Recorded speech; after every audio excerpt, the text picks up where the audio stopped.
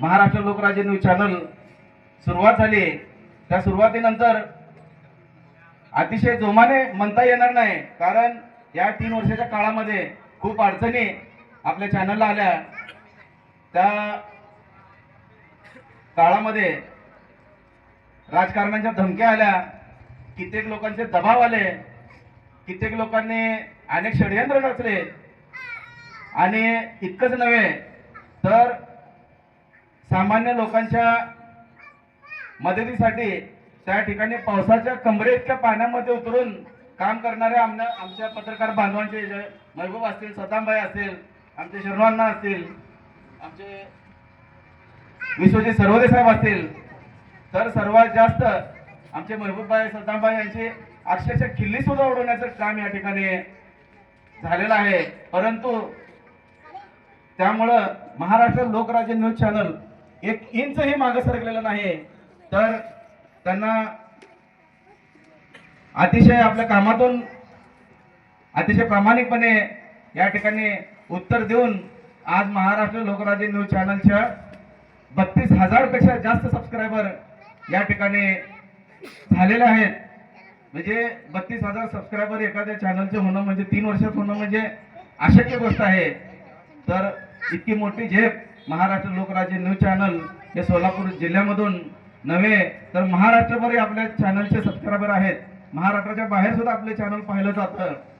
तर अशा प्रकारची झेप महाराष्ट्र लोकराज्य न्यूज चॅनल घेत असताना या काळामध्ये कित्येक अन्यायग्रस्तांना न्याय मिळवून देण्यासाठी महाराष्ट्र लोकराज्य न्यूज चॅनल हे रस्त्यावर उतरून अक्षरशः धुळीमध्ये, पावसामध्ये, उन्हामध्ये या कुठल्याही गोष्टीची पर्वा न करता महाराष्ट्र लोकराज्य न्यूज चॅनल अतिशय प्रामाणिक इतबारे काम करत आलेला आहे, काम करत राहील, अशा प्रकारची या ठिकाणी मी ग्वाही देतो।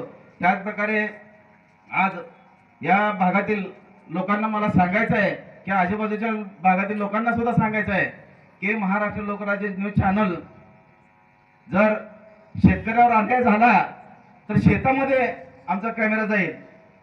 जर महाराष्ट्र लोकराज्य न्यूज चॅनलच्या वतीने एवढं सांगतो की एखाद्या पेशंटवर अन्याय झाला तर ह्या न्यूज चॅनलचा कॅमेरा दवाखान्यामध्ये गेल्याशिवाय राहणार नाही।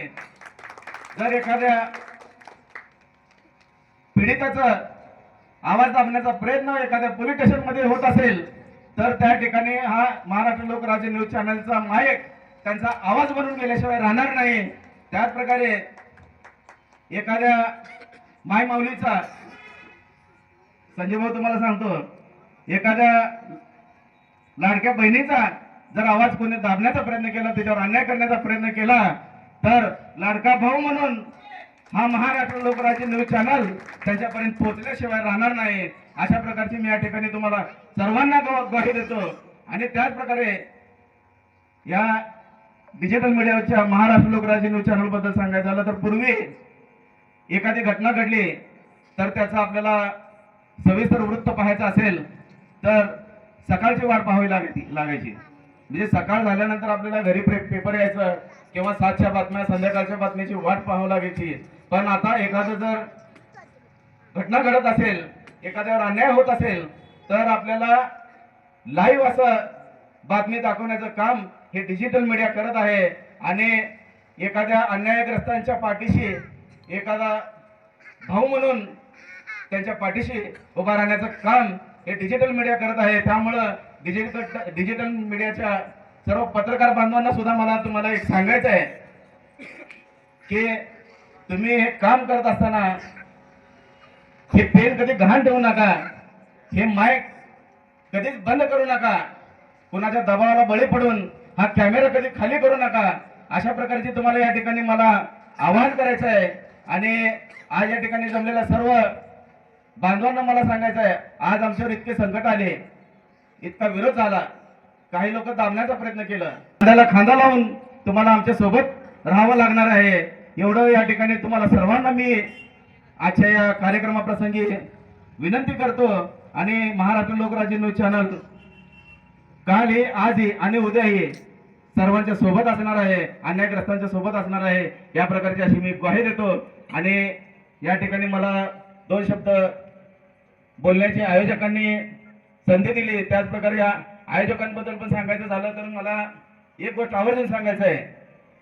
कुठलाही अनुभव नसताना केवळ जिद्दीच्या जोरावर आणि लोकांची सेवा करणं या उद्देशानं त्यांनी आपलं स्वतःचं काम बघून आमचे महबूबभाई, सद्दामभाई असतील, नबी साहेब असतील, आता नव्यानेच त्यांच्यासोबत वाहिदभाई आहेत, हे अक्षरशः वेल्डिंगचं काम करतात. प्रसंगी त्यांना पाहिलं तर कामावरच्या ड्रेसवर सुद्धा एखादी घटना घडली तर ते तात्काळ हातातलं काम सोडून त्या ठिकाणी धाव घेऊन त्यांना न्याय देण्याचं काम या ठिकाणी ते मनापासून करत असतात. आणि त्यांच्यामुळंच, केवळ आणि केवळ त्यांच्यामुळं हा चॅनल आज नेटाने उभा आहे, एवढं मी आवर्जून सांगू इच्छितो. आणि मला खरोखरच त्यांच्यावर अभिमान वाटतो त्यांचा, की त्यांनी दिलेला शब्द पाळला आणि यापुढे इतक्याच ताकदीने त्यांनी चॅनल सोबत उभा राहावं. आणि मला अध्यक्षांना सांगायचं आहे, आपल्या संजीव भाईंना सांगायचं, सर्वांना सांगायचं आहे, आज जे चॅनल उभं आहे खरोखरच या सांगायचं झालं तर आम्ही सर्वजण मिळून सर्व टीम मिळून जे प्रयत्न करत असतो, कार्य करत असतो. इथं कोणीही बॉस नाही, कोणीही वर्कर नाही, किंवा कोणी कमी नाही, कोणी मोठा नाही, कोणी छोटा नाही, सर्वजण एक परिवार म्हणून या चॅनलमध्ये आम्ही काम करत असतो. त्यामुळे हे चॅनल आज एक मोठा परिवार बनू पाहत आहे आणि येणाऱ्या काळामध्ये याचं आम्ही रोप लावलेला आहे, वटवृक्ष झाल्याशिवाय राहणार नाही. अशा प्रकारे या ठिकाणी मी आशा बाळगतो, तुम्हा सर्वांचं प्रेम अशाच प्रकारे यापुढेही मिळत राहावं, अशा प्रकारची मी मंगल कामना व्यक्त करतो आणि या ठिकाणी थांबतो. धन्यवाद.